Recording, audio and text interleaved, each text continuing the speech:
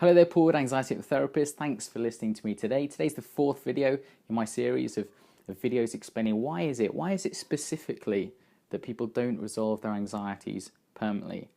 Every single day in my clinic, people always ask me that question, whether it's calling me up, say, why, Paul, why is it I feel this way? What's wrong with me? And there isn't anything wrong with you. There's nothing wrong with you from that perspective.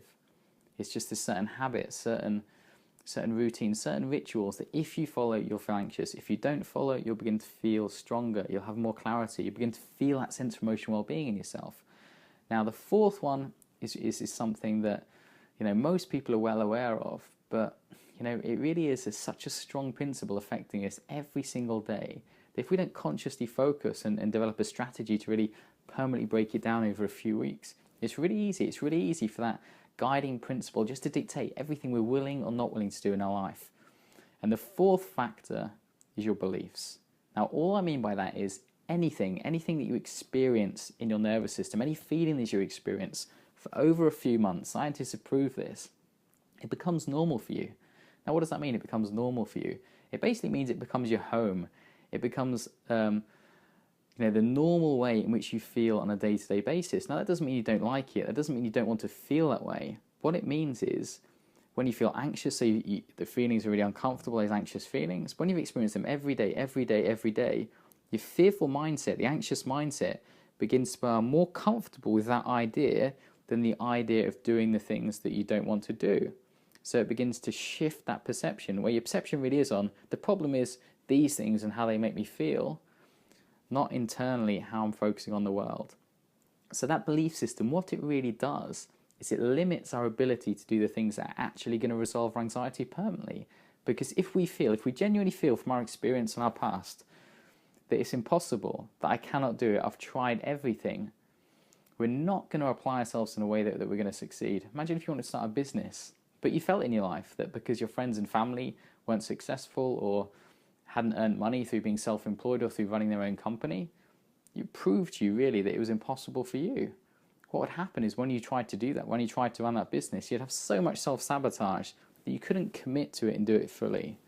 Now, the simplest way to get over that type of belief, the simplest way to break it down is really just to speak to someone. Speak to someone that's been in exactly the same situation as you. Speak to someone who's maybe similar to you. Speak to someone who's experienced similar levels of anxiety, but they've broken them down, but they've cured them, but they've resolved them permanently.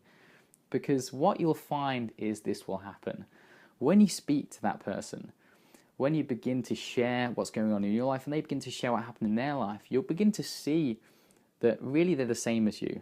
They've experienced the same feelings, they've experienced the same thoughts, but they've managed to resolve them. And it's very easy for you then to know in yourself that this is something you can do as well. But when you're around lots and lots of people who don't help you in that way, it's really easy to get caught in that trap where the longer it goes on, the more you believe that there's nothing you can really do about it. And the more you just really settle for coping and for managing your life. But every person deserves far more than that. Every person deserves to really resolve those things so you can really take your life to a whole new level. So that's just the last but really most important factor, so your beliefs. Now, all a belief is, on a specific level, a belief is a feeling of certainty that something's true.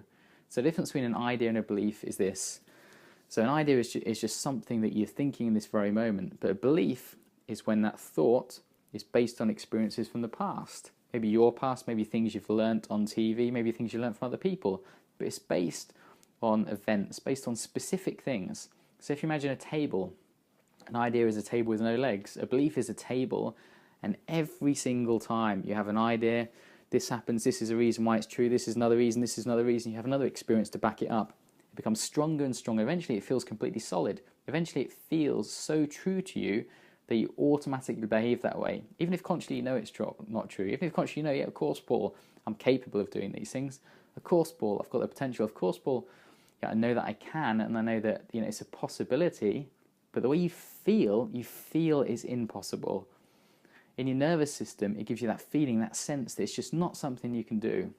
And that conflict between your mentality, your cognitions, and the way you feel in your body is always going to make it so difficult for someone to move forward. When someone's congruent, when the way you feel, the way you think, is aligned, It's much, much easier for you